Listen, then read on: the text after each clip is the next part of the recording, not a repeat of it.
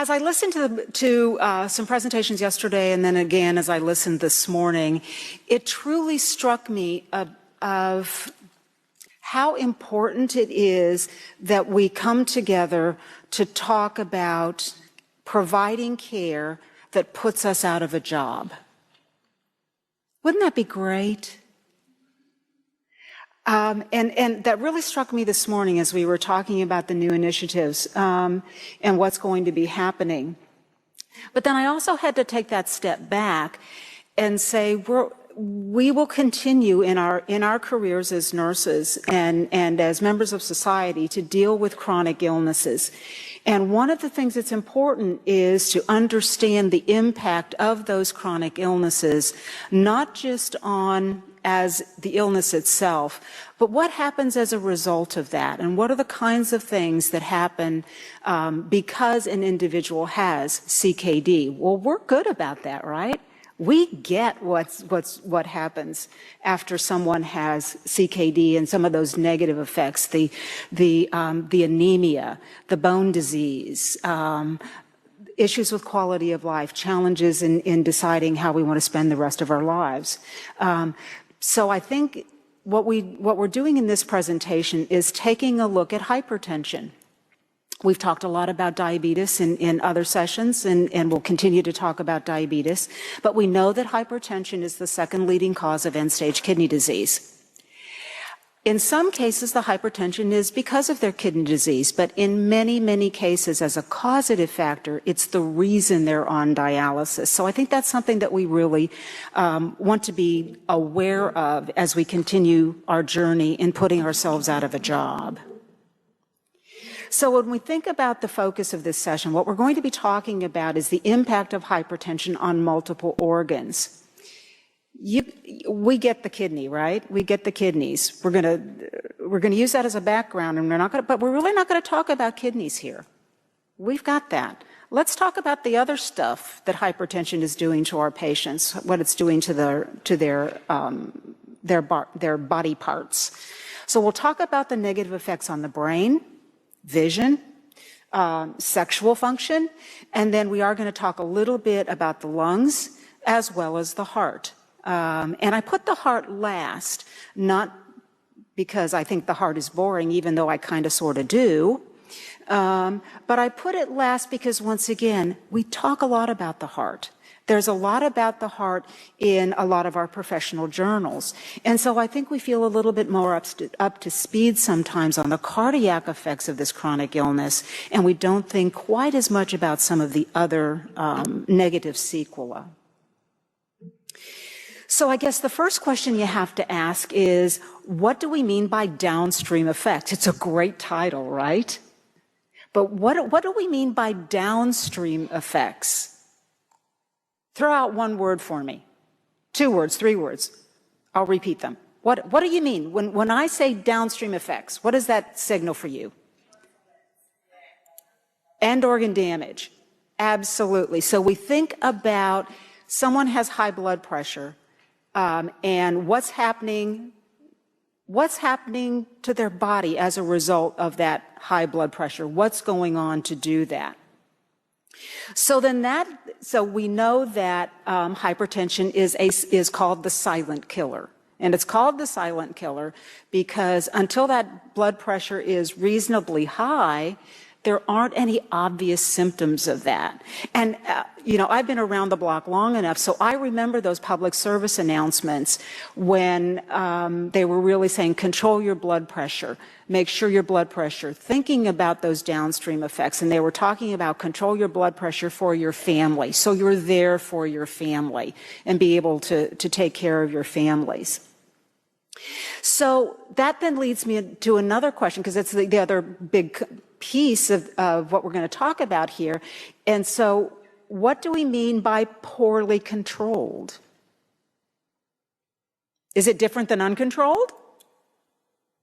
How many say it's poorly controlled and uncontrolled are different? How many of you think, now put your hands down. How many of you think it's the same thing? There's no differentiation in the literature.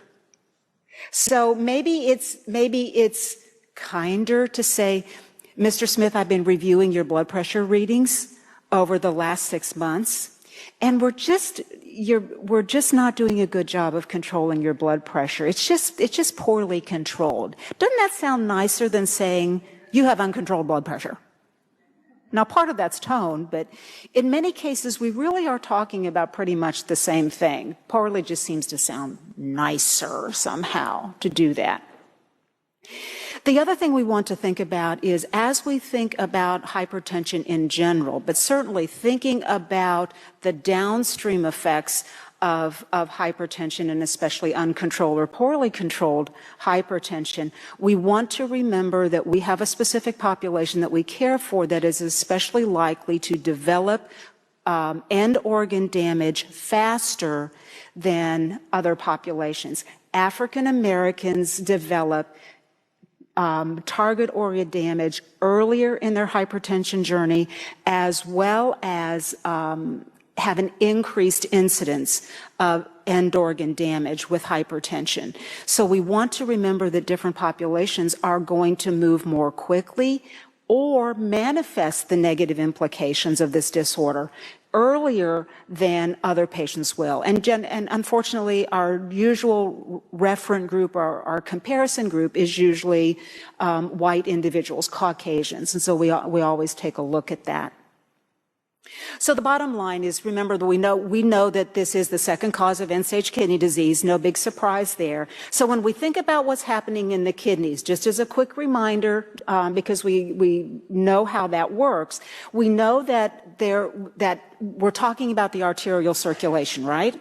Because hypertension is an arterial bed disease. It's primarily in the arterial bed. And we know that what happens in hypertension is we start losing those elastic fibers. And in the arterial circulation of the kidneys, we know that those elastic fibers in that arterial bed within the glomerular structures are becoming replaced. And in that replacement, those nice elastic fibers within the arterial bed within the kidneys get replaced by a thicker intima. Intima, remember, is your inside lining.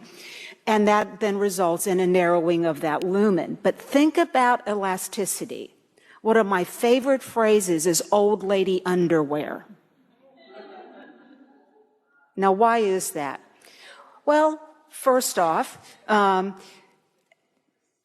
you all have some underwear that's just like really comfortable and you've worn it over and over and over and you've washed it and washed it and washed it? What happens to the elastic? It starts losing its snap, right? It's out there, but does it come back? And before you know it, you're at Safeway, you're in the checkout counter, and your pants fell down. Oh my gosh. So when I think about the arterial bed and those elastic fibers, I can't help it. I think of old lady underwear. And I have to give my mother a lot of credit for that idea, because Mom had a lot of old lady underwear. It was just one of those things that she did. Probably didn't need to know all that about my family, but what the heck, right? Okay, so we know that what's happening then in the nephrons, we've lost that we've lost some of that elasticity. That's going to decrease flow to the nephrons. As a result, then, remember that lovely afferent arteriole, the entrance. That afferent arteriole is going to lose its ability to auto-regulate because it's lost those elastic fibers. You can't auto-regulate if you don't have elasticity. The glomerulus is damaged, can't do the auto-regulation, and before you know it, microvascular becomes macrovascular. So I want you to keep some of those concepts in your head and think about those concepts, because we're pretty kidney-centric, right? We care about what happens to kidneys. But are we really that kidney-centric that we don't think that what's happening in the kidneys are happening someplace else in the body? No.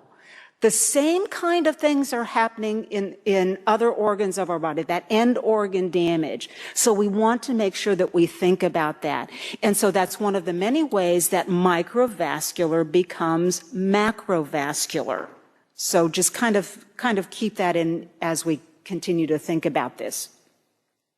So when we think about some of these downstream effects, end organ damage, we're not going to talk about kidneys. You got all you're going to get out of me on kidneys.